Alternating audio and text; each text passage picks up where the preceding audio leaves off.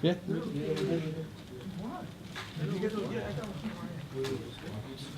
Everyone got it? That extra, okay.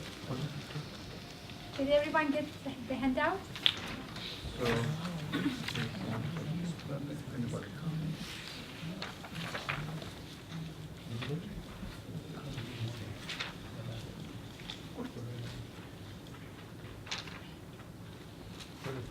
So, you introduce yourself. Namaz kılmaya başlayalım mı? Yeah, you start inshallah. Assalamu alaikum, everyone. Very nice to see you all. My name is Isra and I came from Philadelphia today, this afternoon.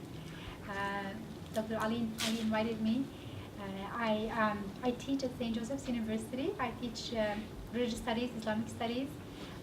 My specialty is more science, religion, Quranic interpretation, and Sayyid Nursi's texts. And I also work as part of an organization called Always Receiving Nur. And actually, when Dr. Ali told me that he would like me to give this talk, I was very excited because at the same time, at Always Receiving Nur, we were thinking about making this new workshop on faith and Quran, faith and science. So that was a nice coincidence. So Bismillah ar-Rahman ar-Rahim. So the title of my talk is Does Science Make Belief in God Obsolete? And hopefully in the next half an hour or so, we want to explore a bit the scope of science and also horizons of the Quran scripture. Yeah, and I just wanted to highlight my resources on looking at this relationship between Quran and science. Sayyid Nursi's Risale-i-Nur has been very tremendously helpful for me, both in my academic study and also in my personal relationship with the Quran and making sense of Quran and science together. This is an article that I wrote recently came out, and it is also in this website.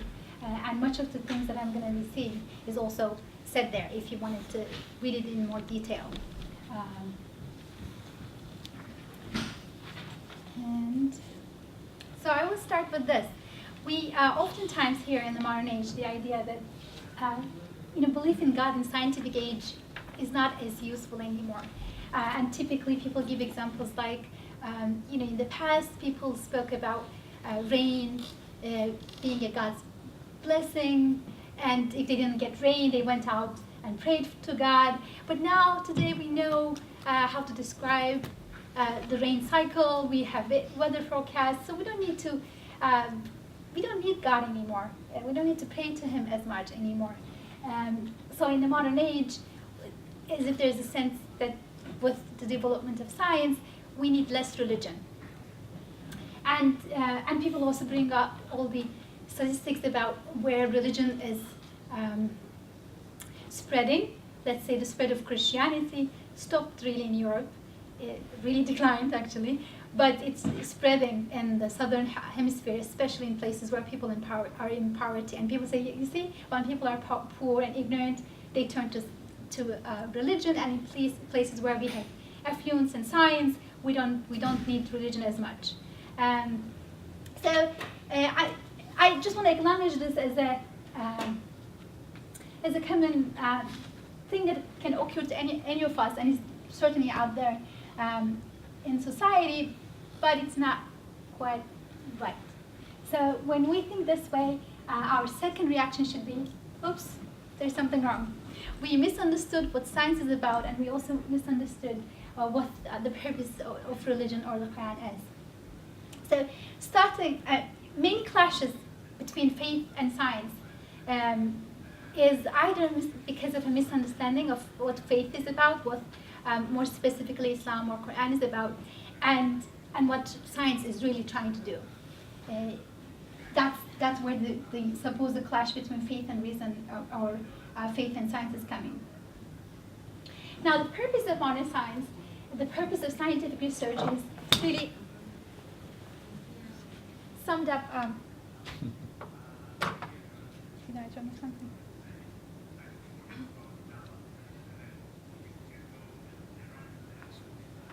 Did I turn off something?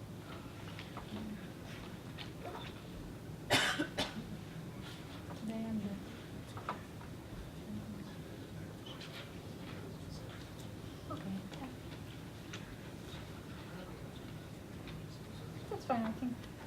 No. I don't think it's working, but I think I can go.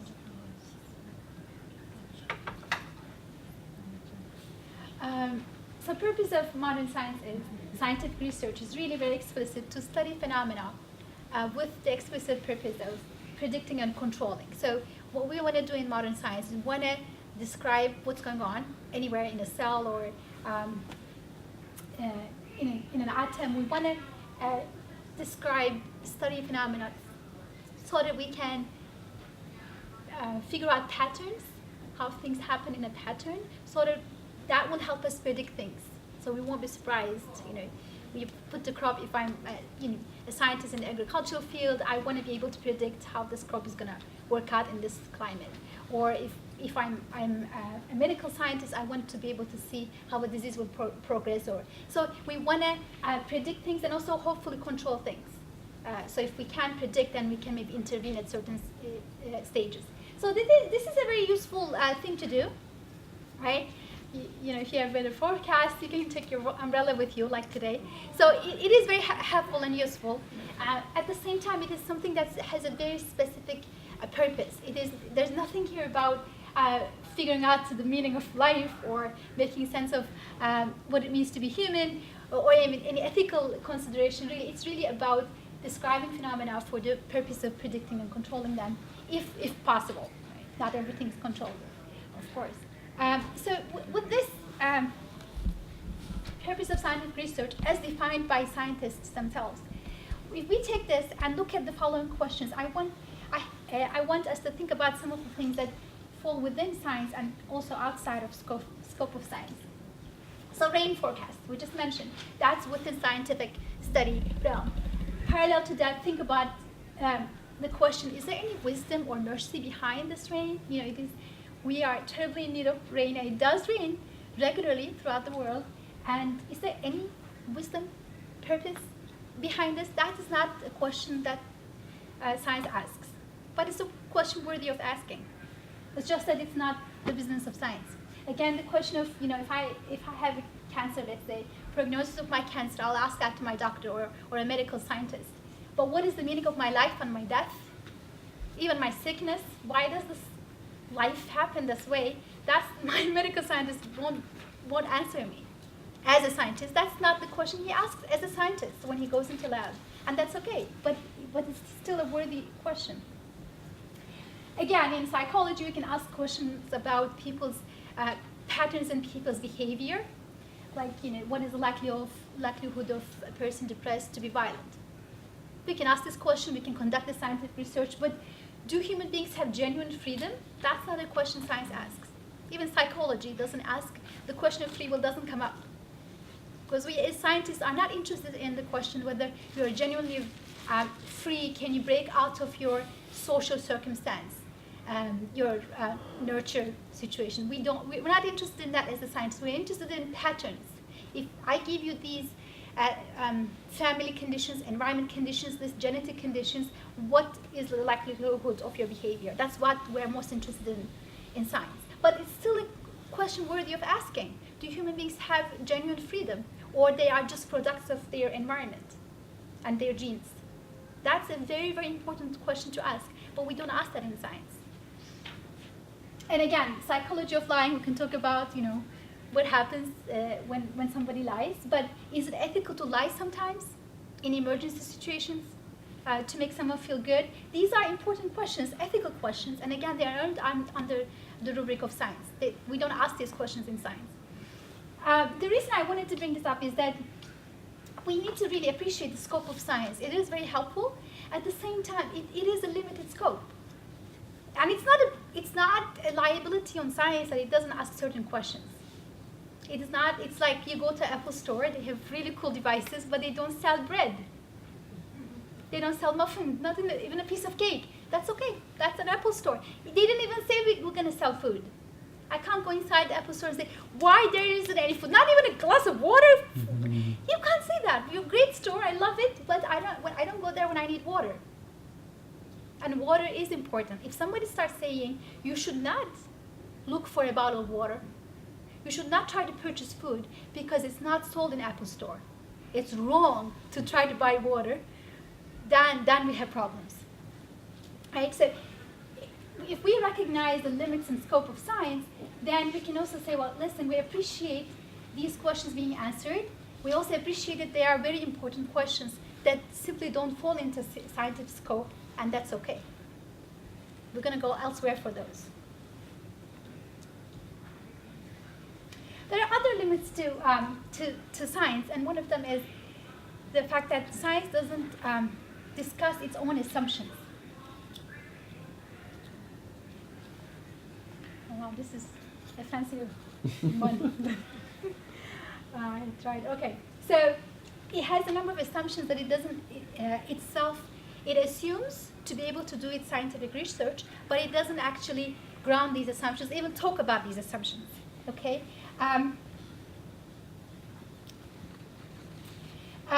For instance, we talk in science a lot, especially in hard sciences. Yes? Are we allowed to ask questions while or do you want to have the questions? I guess if it is a clarification question, a quick one, I can clarify as we go along. But if it is something longer, then we can maybe wait. Well, I think I'm going to ask a simple question. It depends on your response. Yeah, so if it is something that you can, if I can clarify, it's something brief that will allow you to understand the rest, then I will. If it's a bigger question, then keep it, and we can discuss all together at the end. Well, I just wanted to ask, can you just perhaps clarify a little bit what you mean by it does not question its own assumptions? I'm coming there. Yeah. All right, this slide. So it doesn't, one of the things about science is, especially in the so-called more hard sciences, we talk about natural laws and patterns that we discover. And our assumption, one of our assumptions is that once you discover a pattern, and you have to work for it to really get to it, but once, let's say, you discovered a physical law, that's gravity, the famous law, or other physical laws or natural chemical laws, we assume that it's going to stay the same. If you discover a scientific law in China, we assume it's going to work in America too. And we don't need any customs approval. It will work. If water behaves in that way in China, we assume the same water will behave the same way here, under the same gravity, or the same pressure, and so on. It will work the same way. If water behaves in this particular way, in this particular temperature, and so on, pressure, and so on, we assume that it's going to be the same next 1,000 years. Okay. We assume that these natural laws are universal. Okay, that's why we're so excited when we find them, because then we can apply them. And that's an assumption that we work with in science in order to do our scientific work. But actually, if you go into it philosophically, which science doesn't, it is very complicated actually. On what basis can we assume that what we observed in the past will hold in the future? I don't want to spoil anything for anyone, but logically we have zero reason to think that way. It's not a logical assumption to think that simply because water behaved like this last 50,000 years, it's going to behave the same way next morning.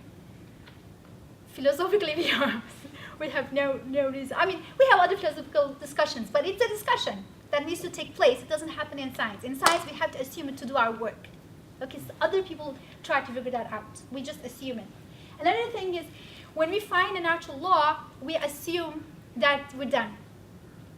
Okay, we can describe that this is the gravity, this is how it works, this is what happens, this is the formula, we're done. We don't talk about questions of agency. Who is behind this law? We don't. Which is still, again, a valuable question to ask. Okay, so we assume that it just kind of explains itself. It doesn't actually. Okay, so for that, I want to, if you didn't get a handout, there are more handouts this way. Dr. Ali can send. Yeah, so the first paragraph here, it's from Charles Peirce, and he was an American thinker who came from scientific background. He was a chemist trained in Harvard and worked for years in the U.S. Department for Chemistry, and then he became a thinker. So he has a very, and he wrote about many things and philosophy of science as well.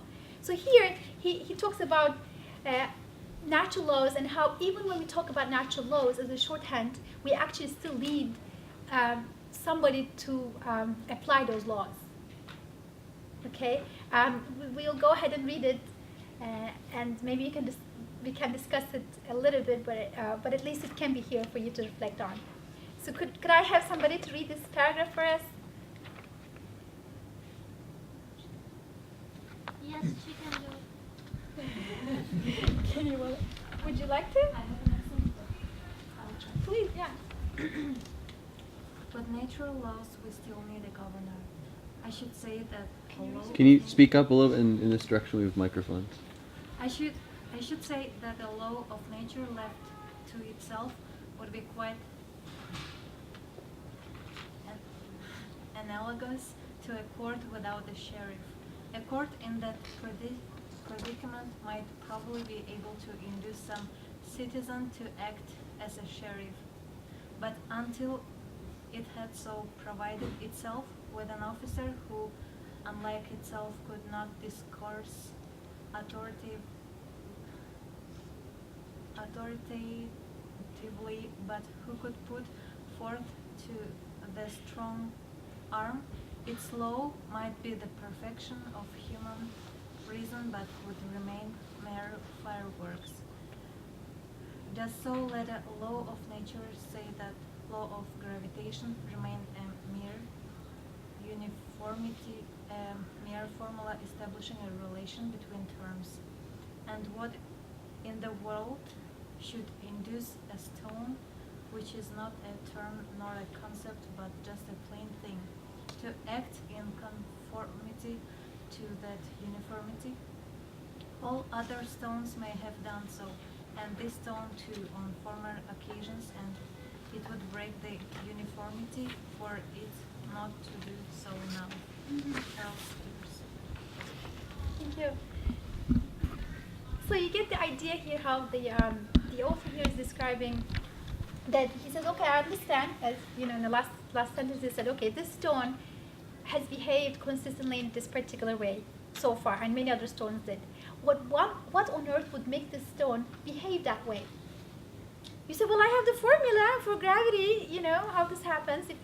But he says, yeah, but that's a uniformity. Uniformity itself can't make things happen. The example I give to my students is, think of a pancake roll in a house. Let's say in my house we have Sunday pancake roll. Okay, every morning my son gets up, every Sunday morning, 9 a.m., I have pancakes ready. Okay, so much so he started talking to his, told their friends, like, we have a Sunday pancake roll in our house. At 9 a.m., pancakes are ready. And if his friend says, why? Because we have Sunday pancake roll in the house. It is good for him as a shorthand, as a little child. But in reality, who makes the pancakes? Sunday pancake roll? No, I make them, right? So if you cannot, my son cannot say, I discovered Sunday pancake roll at 9 a.m. because maybe he didn't know how to read the time before. Now he understands time. He knows what's Sunday. He figured that out. So he said, there is a pattern here. Sunday pancake roll. There must be pancakes because it's Sunday pancake roll. Who makes the pancakes? Sunday pancake roll. No, I make the pancakes. Okay. So similarly in science, we say, why does this fall? Gravity law. Gravity law doesn't make it happen. It's just uniformity. It's not in itself an agent to do something. It's just a shorthand for the uniformity, like the pancake roll in the house. There is a pattern in this house. There's a pattern in the way things fall. There's a pattern in the way water boils. There's a pattern in the way electrons and positives, they all interact. But somebody has to make that law happen each morning, each moment. And we don't talk about that. And, I like this paragraph because he puts it in a more tangible terms in his era about the court and a sheriff. You may have the best law and the books, but there has to be a sheriff coming out and saying, we're going to enforce this law. If there is no sheriff, the best rules in the books, it's not going to apply itself. Okay? So, but we don't talk about these. This in science. This is philosophy of science. That's where we talk about the assumptions of science. And science is, we don't even get training in this actually. But we go to our lab, do our study, but we're so many assumptions that we have that we don't even we need as scientists fields outside of science to support our work. Okay. So there are other examples, but I'll just give these two that I had given about how science assumes other fields of inquiry, and so the science becomes. Actually, science doesn't become ever problematic, but we as people make science into a problem vis-a-vis religion when we insist that science is the only right way of thinking about the world. Okay, and we have just said earlier that here are some questions that science itself doesn't even ask. Right? Sorry. Right? There are so many questions that are helpful, important to ask, and science doesn't ask them. And science doesn't even say it's asking all the possible good questions. It's just saying these are some of the questions I'm working with. I'm an Apple store, we do this kind of stuff. Okay? But there are some people who think that science, because it works so well within its defined realm, they think this is it.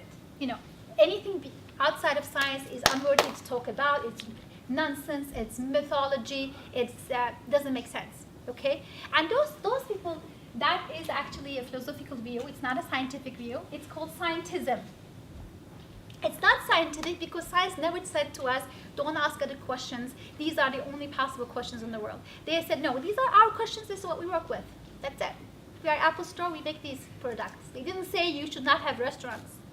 Okay? But some people go out there and say there should be only Apple stores. No restaurants. No department stores. Okay? And those people are called, that view is called scientism. And one breakthrough in understanding the relation between science and religion is to break through from scientism and say, hello, scientism is not science. It's not even scientific. Okay, it's a dogma. All right?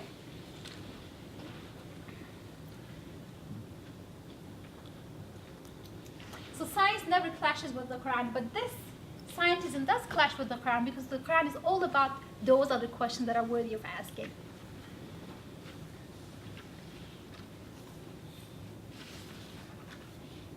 Quran's purpose, and we can broaden the Quran to include other religious traditions where there's an authentic revelation,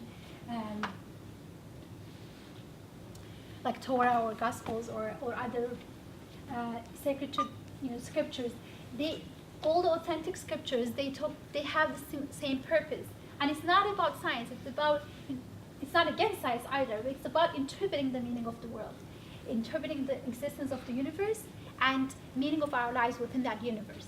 These are all incredibly important things that fall outside the scope of science and worthy of asking. So the Quran does not reject facts. In that sense, it can't ever go against science in that sense. It's there to interpret reality for us, empirical reality, what we experience and what we see as or perceive as facts today. It may change. But it's there to interpret our perception and also change our perceptions.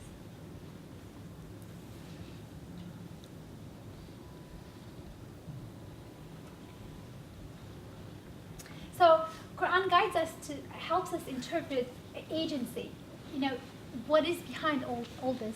Where is this mercy and purposefulness and the way things happening? Where is this creativity and life coming from?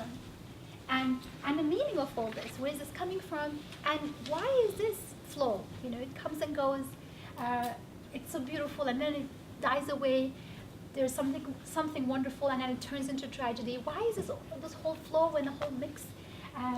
What is my purpose within all this, and what is the purpose of all this? These are important questions, and these are the questions that the Quran really wants to help us with and give us clues to.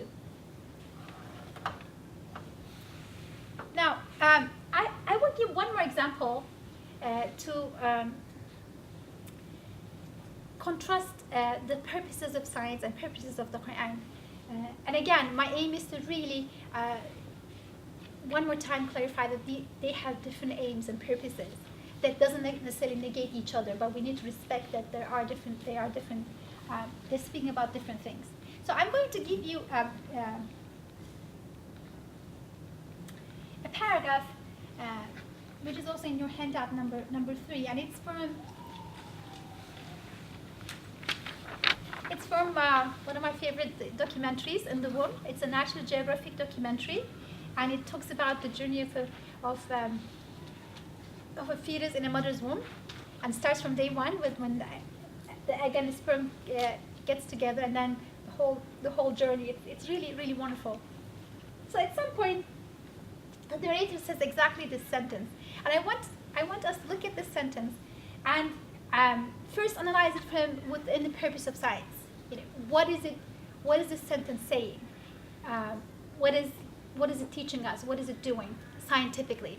Okay, and then we want to take this sentence out of context and put it in a wider, not in a scientific context, but as if it is trying to give us answers to questions about meaning and agency. And how helpful is that in that context? Okay, so maybe I'll give you a couple of minutes to look at it, and then we can maybe briefly talk about it. I know we don't have too much time, but maybe we'll make it a little interactive now. Could I have someone read? Maybe would you like to read?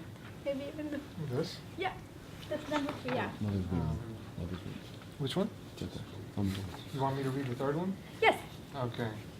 The mother's body provides shelter and basics like food, water, and oxygen, but the real star of the show is the fetus herself, building, dividing, and growing according to an intricate set of plans created at the moment of conception. Thank you. So look at this sentence scientifically. What is it saying scientifically? If it is about describing, for predicting and controlling, what is it doing? The sentence. What use does it have? It's like an observation and right, a description of what happens. It doesn't really explain how it's happening. Very good. Did you wanna? I saw your hand also. You wanna Same add to thing. it? I was just gonna say it's something about the what's happening, but not necessarily the how or the why. Yeah, and it can be helpful. I mean, if we, of course, it's a very, very general sentence. But if we went into detail, it gives us a picture of okay, so what goes into the making? What is the recipe of an embryo, embryo growing? And then maybe if this detailed becomes more detailed, we can also it can help us control and predict things. So we can, and this is embryology. So the more detailed it becomes, then we can say, well, this is what's going to happen in the 3rd month. And you can talk to the mother. It's like, you're going to feel a little dizzy in this month. You're going to have a heartburn in this month. Like, it can help you control it and predict things. And sometimes you can say, well, you should take this vitamin. It helps. This is the brain development stage. You really want to take this vitamin for your baby's growth. So it does, if this became more detailed, it is describing what's going on, and it can help us control and predict things, okay, to some extent. Now, let's take this sentence out of context. It doesn't aim to give us answers to other important questions, but let's pretend that way and take it that way. Can somebody tell me what is this saying about? Let me put it this way. So the way a baby grows in the womb, it's very purposeful. That stages happen one after the other. First you have yolk sac, and the yolk sac disappears nicely, and placenta comes in. There is purposefulness. This being has to be nourished somehow. If yolk sac is going to go, then placenta needs to come. Or oxygen should be directed from the mother to the child this way, so the child needs more oxygen, right? Calcium, all of these different things taken from the mother's body, sometimes at her expense. Just a little folk anecdote here. Sometimes people from, at least the people that I've been exposed to growing up, sometimes I would hear some women from the rural backgrounds, they would say, well, I lost one of my teeth with the first baby, the second teeth with the second baby. Why? Because she's not taking enough calcium. So, but the baby needs calcium, and the body's like, okay, you're not taking calcium, we're going to take it out of your teeth and give it to her. And then she loses her teeth and the second teeth. So in that process, we can talk about this scientifically and describe, and it can help us predict things. Let's give more calcium in this stage. At the same time, in this process, in addition to all of this description and prediction, there is this incredible question of, there's purposefulness here. Somebody has a purpose of preparing the entire body for the growth of this baby. there is care here. Somebody cares about this baby's well-being. And saying to the mother, like, okay, fine, you can figure out your teeth, but we need emergency, we need calcium here. Where is that coming from? What is behind this mercifulness, this purposefulness, this creative life? All of a sudden, like bursting, 2 people become 3. Like, how is that? Like, there's this abundance here. And if we look at scientific descriptions to answer that question, do they help us?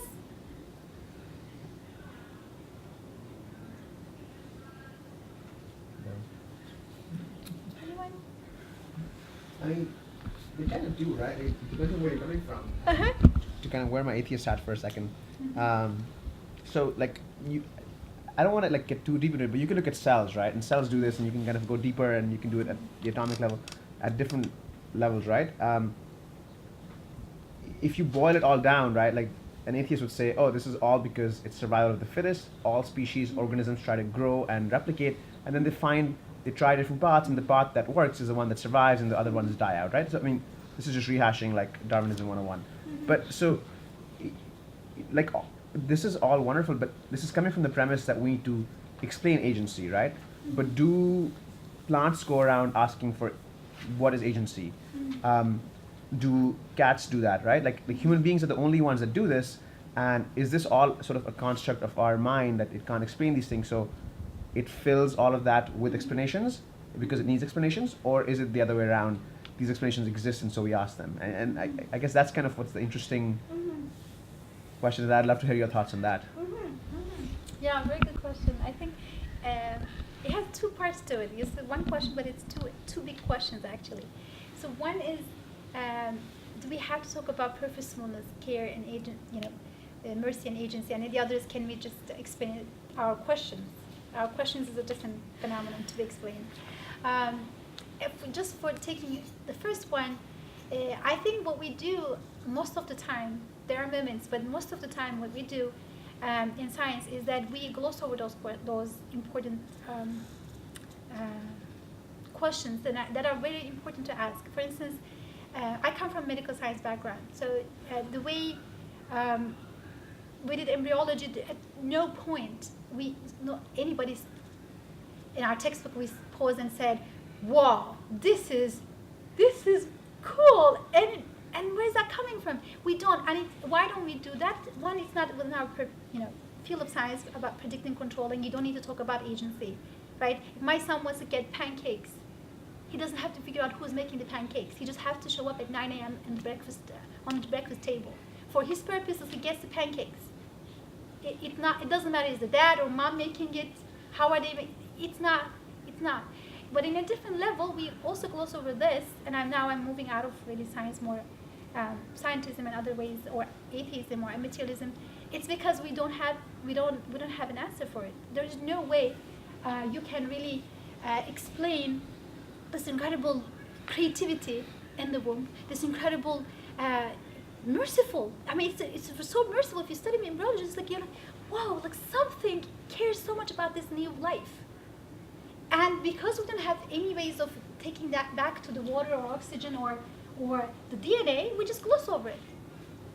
We don't talk about it. Wisdom, there's wisdom here, purposefulness here. We don't talk. It's not because it's not there. I mean, you think about it. Is it not there? It is there, but we don't because we think we can't handle them in science. Isn't the purposefulness self-interest? The self-interest to grow and replicate, which... How is that scientific? How is it more scientific than saying someone cares about this baby? Selfishness is also an abstract term that we made up. It's not more scientific, but it's as scientific. Huh? It's as like I it's. think neither one of them are really scientific. That's for a moment where we're going from science into philosophy, but we don't admit that. Here in the sentence, I also wanted to highlight, this gives me a chuckle, because this is in the beginning of this documentary, and the way the narrator is narrating is that we're going to explain to you, he doesn't say it this way, but like how the baby happens. Even though he's just describing, he's like, I'm telling you how it's happening. And then, okay, so how is this fetus growing? This incredible process, how is it happening? Okay, we need food, oxygen, water, and the real star of the show is the fetus herself, building, dividing, and growing according to an intricate set of plans. Okay, so this is circularity here. I want to explain how this fetus is growing. The answer is the real star of the show is the fetus herself.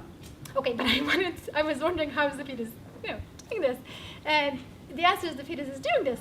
Good, I know, but how? That is not answered. How can she be the real star of the show when the show is her? I mean, yeah, it's nice metaphorically, like it's a literary language, but in reality, it's not giving us any clue about agency. And if you really take it out of context, which I think we shouldn't, because it's a scientific statement, it's not meant to be life, worldview or philosophy. But if we were to take that out of context, it's even silly to say that I'm asking you how is this fetus developing, and you're telling me the fetus is the star of the show. Thank you. That's so silly. That's not an explanation of agency. How is this happening? How is this cake, forming? Cake is forming. Thank you. That's silly as an answer. But it's okay because it's not your question. So I don't think, I hope you get me right. I'm not blaming science for not answering that question. But sometimes we take these kind of descriptions out of context and say, well, here it is. It described what happened, therefore it explained how it happened.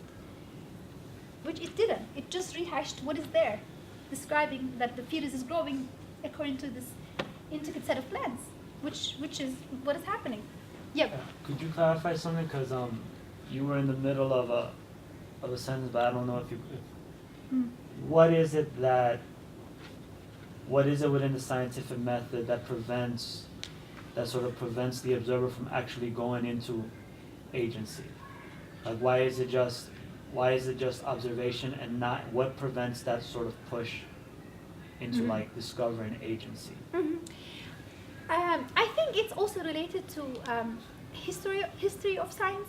So there was a time centuries ago when science was under philosophy, and people did both. They both observed phenomena, wrote about how things are, tried to describe them, and also thought about them, that what is behind this, what is the principle, And so that was a time where natural sciences and philosophy was more merged. But as we move more Enlightenment, post-Enlightenment, when the modern sciences are born, there was a clear, I think, sense in which we wanted to limit the scope of science, and this is what we do. But then people constantly are taking science out of context and trying to put it in place of religion, and trying to pretend that it does actually do away with religion, whereas it's not asking those questions. It doesn't even have the vocabulary for those questions. But it happens that there's this constant confusion about the fields of expertise. I think partially intentional, partially unintentional. It's just constant confusion that the scientist comes up and is like, we don't need God, we figured out how the baby's growing. And you just described it in detail. That's all. You're not telling me how is this incredible show is running. You're just saying, these are the characters in the show. Okay, but are they really making this show? They can't. They don't even have the capacity to even plan this show. Did I see? Yes. Yeah, I really like the fact that it says the real star of the show is the fetus herself, because, I mean, it's making it seem like the fetus has a conscience, right? I mean, going back to the question over here, we tend to think of it from the point of our perspective, right? So, for example, if you have 3 paths, and you go down one path and you see thorns in that path, of course you're not going to go down that way the second time. But the fetus has no conscience, no way of knowing how to go about things, the cells, nothing, I mean, it has absolutely no capacity to make these decisions. And I think it's very clear. I mean, science does not describe the how, because, I mean, once in a billion, there may be a chance that it occurs, but every single time, the best way, there's mercy every single time it happens in a certain order. It definitely doesn't describe the how, and I totally agree, yeah. Yeah, but we assume that, like, I mean, if as a scientist, when we go into lab, we assume that it will make sense somehow. I remember in medical school at some point, I forget the details, but it was in biochemistry class, and the professor said, why do you think we synthesize this way? Like, we synthesize a particular chemical in our body. And I'm like, I don't even know I synthesize that. She said, why do we humans do this? And my initial response was, I don't even know I do that. She said, why do we do, I forget, was it sugar or something? Why do we store sugar in this form. And of course we didn't know, of course, we didn't even know we were doing that. And she said, because, and then she gives us a very purposeful explanation. So it assumes that there's purpose there, but it doesn't locate where that purpose. It's not for me. I don't even know I'm storing sugar in this particular way. I don't even know my body is doing that. My body doesn't seem to have that intelligence, so we don't have a locus for that purposefulness. So we don't talk about it in science. We say brain. And again, one of my colleagues, when we went down to the lab to actually see the brain and cadaver and so on, this one of my classmates, I never forget, she said, this is doing everything? Whoa, you know, this is, because when you hold it, it's just a gray piece of meat, you know? This is controlling your body temperature, this is doing this. That's how we are studying in class, and that's true in the sense of describing. In the sense of describing, it's true that the signals are coming from this part of the body. And if there is something wrong in this part of the body, your body temperature may not be regulated. So there is a correct description there. But therefore, to then say, therefore, this is the little God that runs your body each day. This is the smart, powerful, creative thing in you. That's a big logical jump. Okay? And the science doesn't mean to say that, but we make it say that sometimes when we are confused. One reason we don't do that is we don't have any vocabulary for it, nor are we designed that way as a scientist.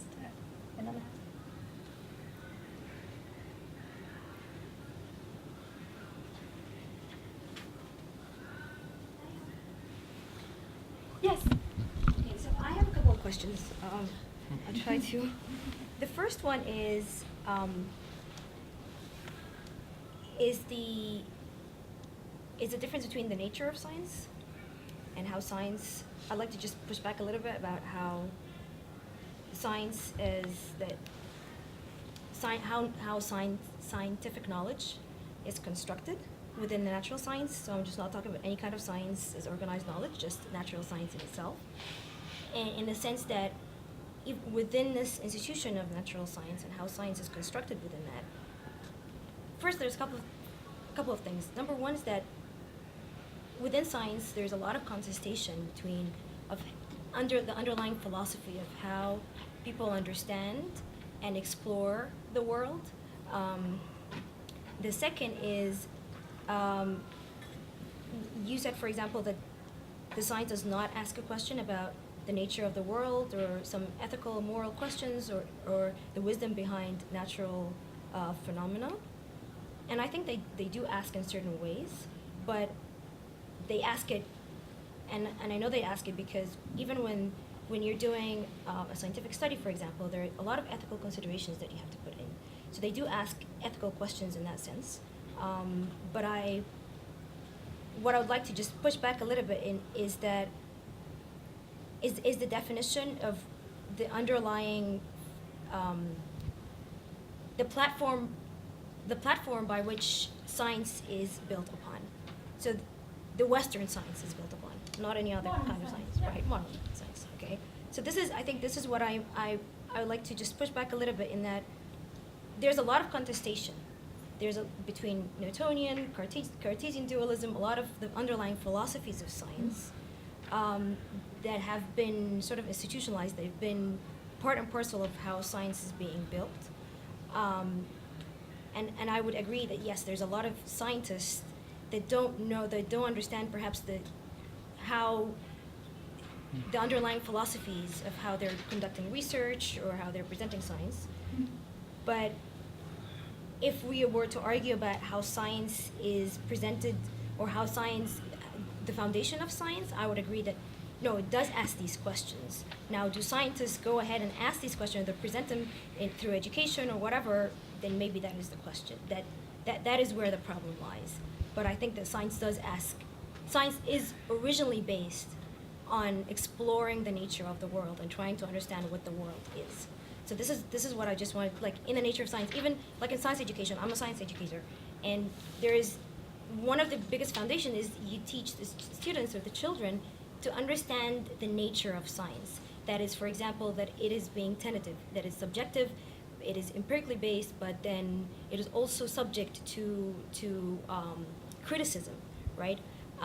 And yes, there are laws and there are theories, but these laws are tentative in the sense that they're there until somebody else comes and says, well, I found a better explanation. Whether people choose eventually to use it or not, I think that's a political, perhaps maybe a political question that we might go into. Yeah. I think I think I see what you mean, and I would agree in the sense that, like any human institution, for it to function, there needs to be some principles for it, and ethics too as well. Like when scientists start lying to each other, or that's a big problem. But when we do research in science, we do have ethical considerations. Is this can I use this human subjects in this way? Can I do the experiment in this way? Is it fair to the animal? Is it fair to do so on? But what I'm saying is, science, in the very general terms of the scope of science, it is not designed to ask those ethical questions. I'm not saying scientists don't ask ethical questions when they do research, but ethical questions are not within scientific purview. So that when they have ethical questions, they actually turn to ethicists, which is not, a natural science. Well, not even a science, actually. It's a separate humanities department, people who do ethical stuff.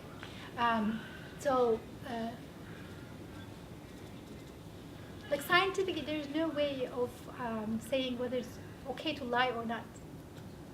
As a scientist, I can tell you, depending on I'm in psychology, and I can tell you what happens when people lie, how they feel, how is their chemistry and biology change as they lie, but I cannot tell you whether it's okay to lie or not. As a human being, yes, I would. Don't lie, don't cheat in your papers. I would say that as a human being. I'm not saying scientists are in general not ethical. I'm just saying as a study, it's not within that question. We cannot design an experiment about this. Is it okay to lie? You cannot design an experiment to check this ethicalness. Ethical questions that are outside of science. I don't mean scientific institutions don't employ. I don't mean that at all, that way that they don't have any ethics, no. But I mean it's just that science as a discipline doesn't ask those questions, and they're worth asking. They can talk about nature of science, yes, but in terms of this general questions about agency, truth, these are not questions at all within scientific study. It used to be centuries ago, yes, when science and philosophy were merged, yes, but in modern science, no. That's why we don't even get training on it if we are in the science track.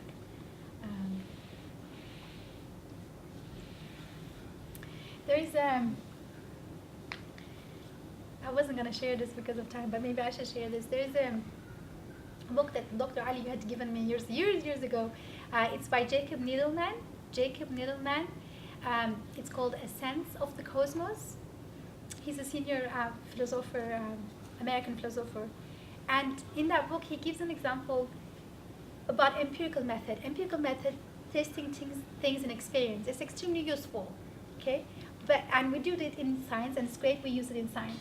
But to what extent empirical method is a good way to truth, or an exclusive, or the main way to truth, that's open to question. And he gives that example of this person one day walking in a, he's from a village or society where the concept of killing doesn't exist. Like everybody dies a natural death, the concept of killing, just assume there's a society like that. And this guy is walking down, goes to the forest one day, and he finds a gun.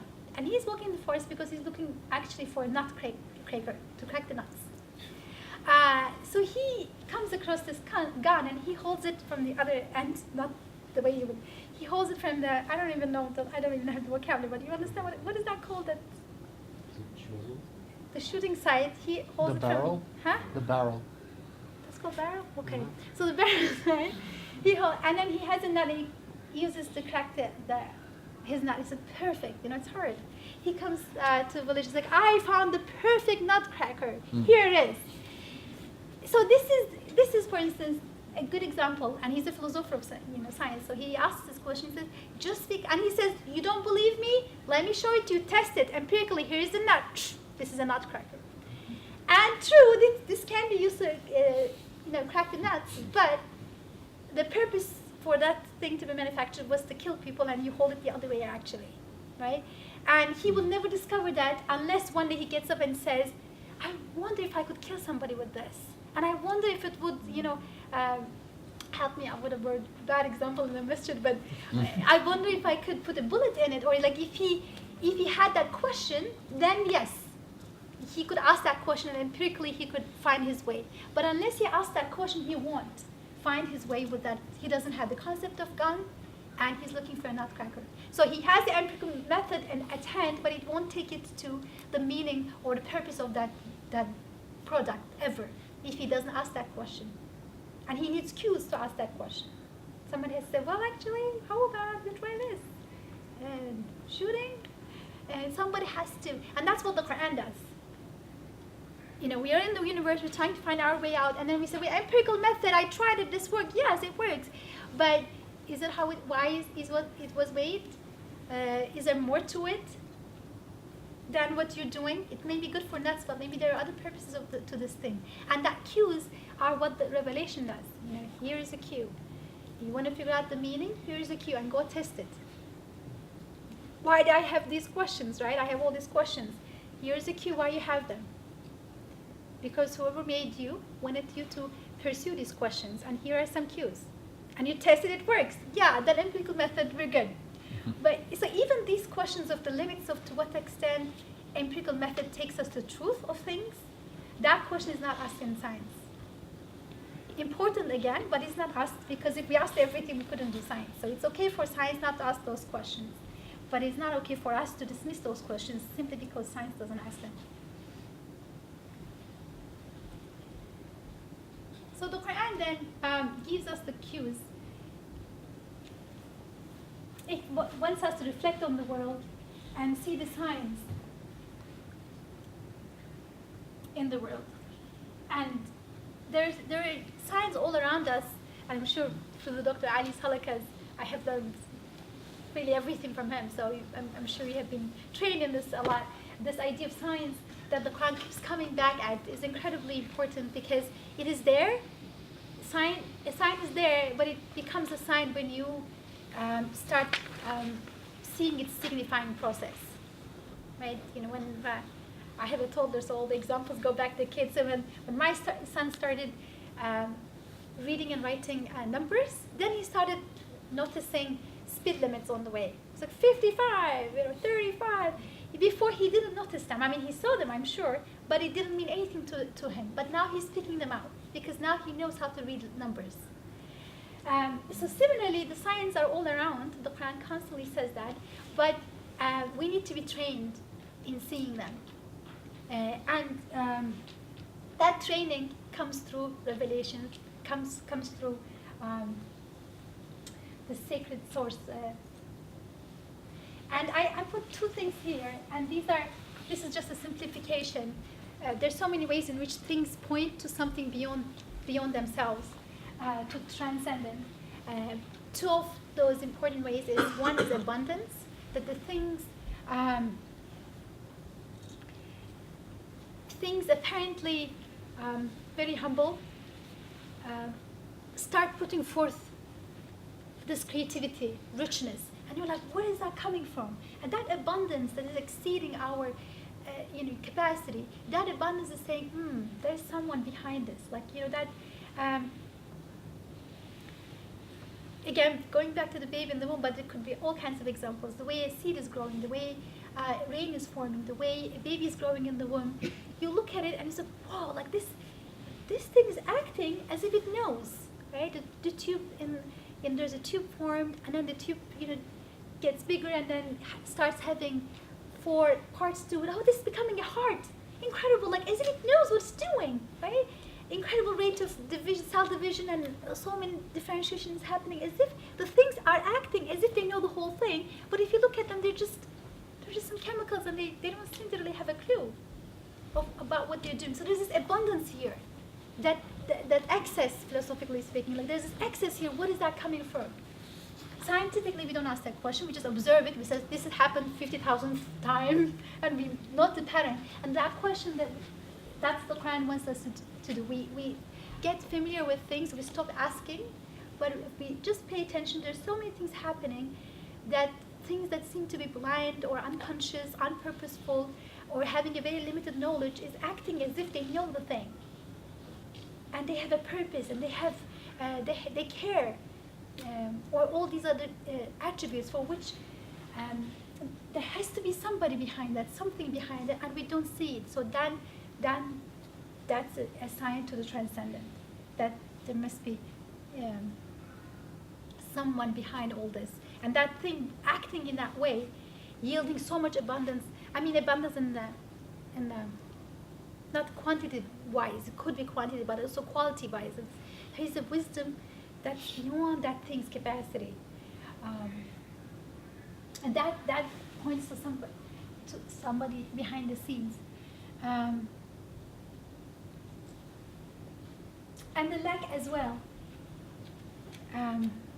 The way that lack works, it's related to abundance. What I mean by lack is something displays, let's say, incredible purposefulness or wisdom at some point. The same thing the next day doesn't display it at all. Okay? Or if somebody might be incredibly smart today, the next day you come, or next decade, that person doesn't even remember his own name. We call it Alzheimer's, this and that. But the bottom line is something that displayed so much wisdom that doesn't display it anymore. It's gone. Or the mother that gives life, and sometimes when women get excited, we talk about, in the feminist discourse, we say women create life. And then the same one who creates life dies. How is that she showed something and then she lost it? Maybe she wasn't the locus for it. And then life continues. There are other babies, there are other people who have life and so on. But it keeps the being that reflected that life or wisdom, that purposefulness, it loses it. And that losing also, it points to something beyond itself and saying, it wasn't from me. You thought it's from me, it's not from me. You see, if it was mine, I would keep it. If life was mine, I wouldn't let it change. But it changes and I lose it. If my knowledge was mine, I wouldn't lose it. It would be always with me, but I lose it. There are some really eloquent passages like that in the Quran that talks about how human being, one is in Surah Yasin, says we bring human being to a stage that after having known something, becomes somebody who knows nothing. Why is that process? Because then it clicks to us, and those who witness us, we become a sign that it wasn't from us.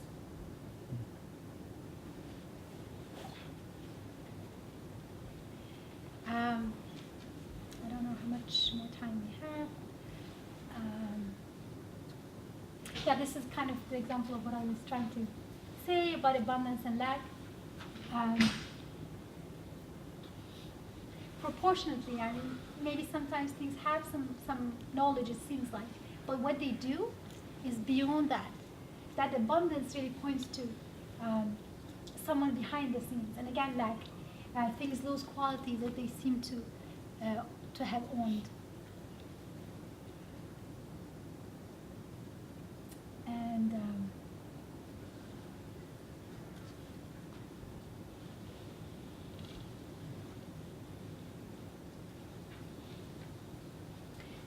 so then the Quran enables us to discover the treasures of meaning in the universe, and that the world is constantly pointing to eternal in very different ways.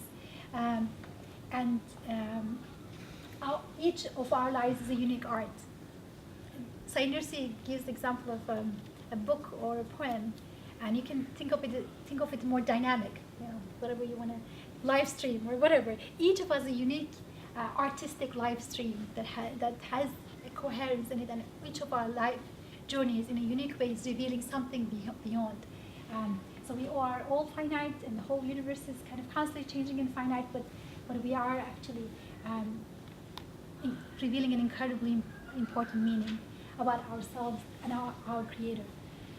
And one last thing, this metaphor of piece of writing is very beautiful, because again, two people may be looking at the same thing, but if you don't know, let's say French or Chinese, you look at it and say, whoa, nice calligraphy. Well, it has a meaning, but I have no idea. I'm looking at it and say, wow, nice shapes. It must have been taking so long. I can't read Chinese, so I'm just adoring the shapes. But somebody who comes in and knows how to read Chinese, looks at the same page and says, well, this is what it means. We're both looking at the same thing, but the way we interpret it differently. In one of them is just some shapes interesting, and the other one is full of meaning. And that's why looking at the universe, even in an age where we have incredible scientific development, we still need somebody to teach how to read the universe around us, or how to understand the messages, how it's designed. So, in other words, we need the Quran still today. Quran or religion, authentic religions, we all need it still today, because we still need meaning, eternity, and fulfillment as human beings. Or to put it in a motto way, even when you have highest ink studies, you still know how to read. So ink, even somebody focusing on the ink and the paper analysis and so on, fine. That can be refined, but at the end of the day, you need to learn Chinese. And the Chinese instructor is always required, even when you have the greatest technology to analyze the ink and the paper and everything on the page. So I will leave it at, even though I had other things, but I think that's enough for now. Now, would you like to have a Q&A session? Sure, So yeah. if anybody wants to ask, so they will be free. Yes. So mine is probably more of a comment than a question, but obviously I'd love your thoughts. So the way I see it, both science and religion do need each other. And I think one of the fracturing things that happened, whereby philosophy departed from science, was during the Age of Enlightenment.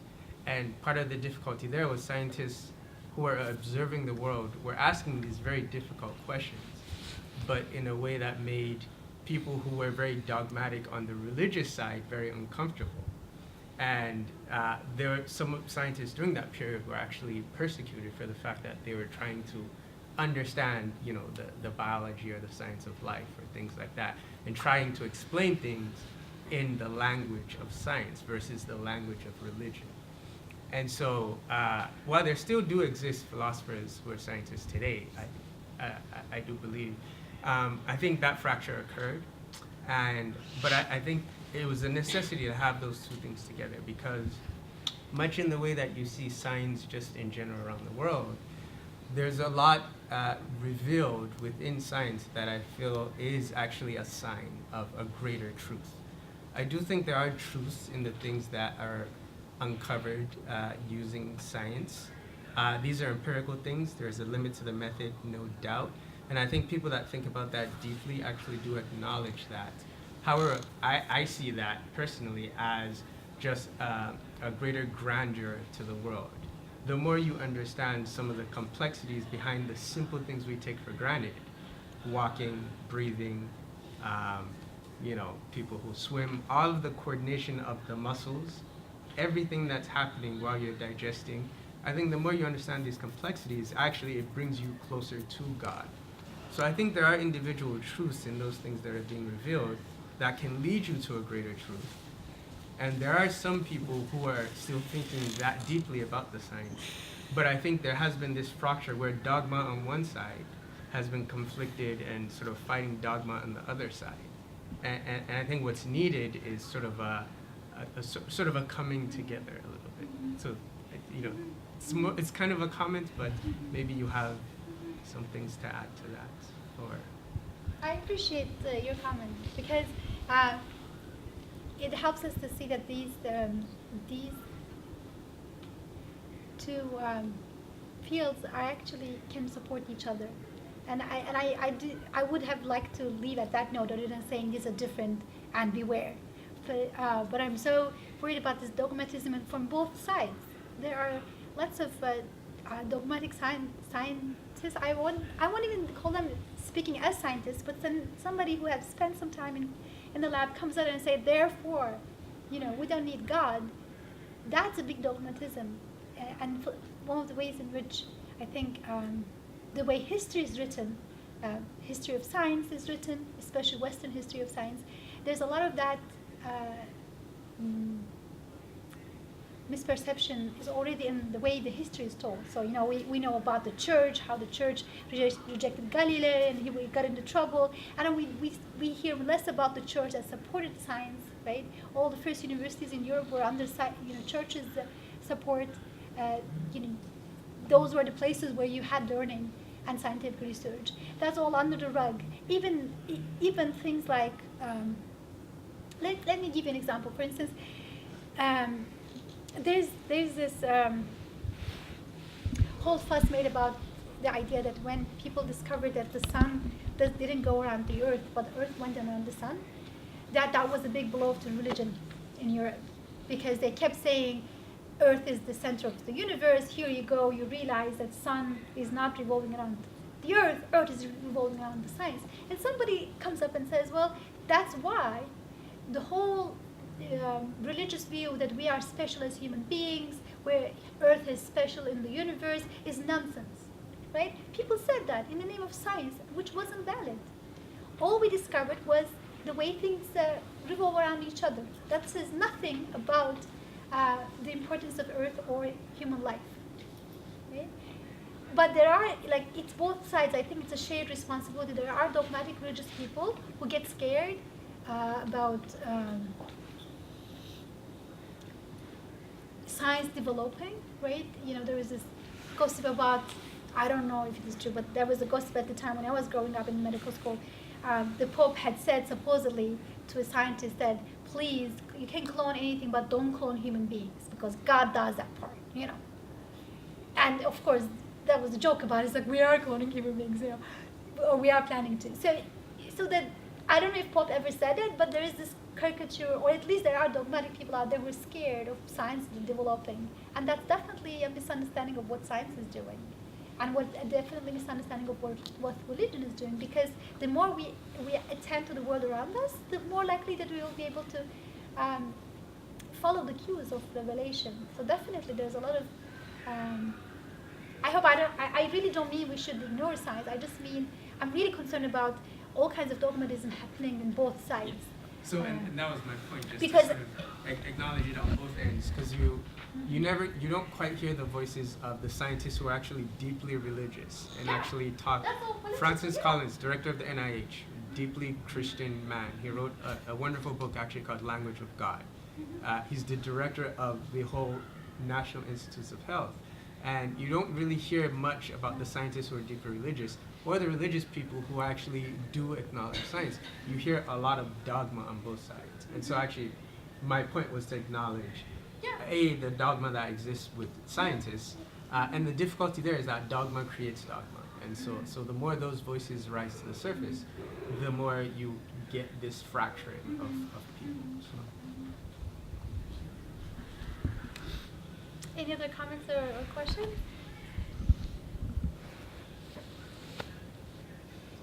I guess I just want to say, I wanted, first, thank you very much for your comment. That was very well said. Second, I think, is what you were saying just made me think about, you know, all this is all well and good, but where is the fracture happened between the church and the science, right? But it did not happen between Islam and science. I don't want to say we, Dr. Ali is going to pick on me, I know if I say we, but I mean, I guess what I'm trying to say is, where's the fracture in our understanding of, I don't see there is some sort of a disconnect or a disparity between science and the Quran. That being said, that your interpretation of, if you understand science or you're inquiring about the world, it should not lead to this fracture or this gap, right? And I think the main discourse that is out there, it does promote some sort of a sectarian view of science, but I guess what I'm asking is, where is this like counter discourse that has some sort of a credibility within the science field that includes that? And if it's not there, then why is it that people are not bringing that forward, right? And I don't want to say Islam and science, but I want to say Islam and science. But I don't know if I made much sense. What do you mean by bringing into science discourse? Because I think one of the ways in which we can really promote harmony between science and the Quran, or science and religion, is to allow science to be science. Meaning, why would I expect a scientific discourse to make any references to the transcendent. It, like, as far as they're concerned, that's not their purpose. I mean, they say, I mean, this is explicitly, we're doing this to control and predict, and that's what you're doing. Go ahead. And then there's this, because of the history again, there's a lot of taboo about even like mentioning the purposefulness in things. Maybe things will pass, but for now it's huge because some people think that I'm going out of science, and yeah, maybe they are going out of science when the moment they talk about transcendent. But we can read science, study science, and then with the interpretive tools that religion gives us, we can actually have a lot of, we have a blessed studying anatomy, have a blessed studying chemistry or psychology. I mean, it's all there because they're all science. It's just that the person who is teaching them may not know. Like, it's someone teaching you Chinese calligraphy but doesn't speak Chinese. It's okay. If you read Chinese, just enjoy. It's great. I mean, maybe he's teaching a very beautiful text. He is, let's say. But he doesn't know, he doesn't understand what he's teaching. Fine, you can go enjoy your Chinese class. Have it blessed. But if your Chinese professor insists there is no literature here, this is just, some shapes, okay, fine.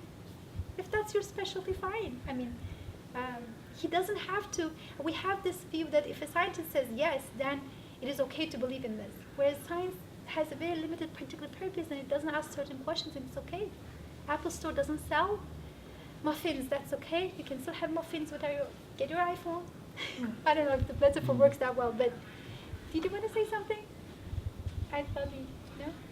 I mean, I think it just reiterates what you mentioned, and it ties in the last two comments that were made, in that truly the reality is that there is no discrepancy, because revelation directs us to study phenomena, and and I'm going to use the words of the National Geographic, the intricate set of plans. Mm-hmm. Holy revelation requires us to cue our consciousness to observe and study the phenomena, i.e. the definition of science that you provided initially. And then we have, science who's providing these facts, right? And the brother who gave the comment of the more facts that we have based on the science, right? The more intricate we start to see the processes like on an elemental level, and just the depth of it, to the receiver of that, to the receiver as in the human being, the receiver of the facts and the observations, the studying of the phenomena, which is what, as human beings we're being cued to do. Back to this quote, we're being cued to see. I think that science does cue the conscious being to be transcendent, because when you shared this with us about according to an intricate set of plans created at the moment of conception, I think that cues a transcendental way of thinking to the conscious mind, because it's then already saying planner, intricate set of plans. So then I agree with you in that would seal the gap to the one who actually is studying the phenomena in a way that is in line with his human investigating nature. That you would say, intricate set of plans, planner, as you said. So I think that's really a stepping stone and not a discrepancy. I don't think they're separate. Yeah. And nobody stops us from creating those kind of literature where we actually combine this display of science and then their interpretation, for their truthful interpretation. There's nothing that stops us from doing that, and that would be really beautiful, actually. So it's back to us, inshallah. We can do it. It's time for Salat Isha, and thank you very much. Yeah, thank you. Inshallah. Thank you for everyone who attended. Inshallah, it's like now Isha.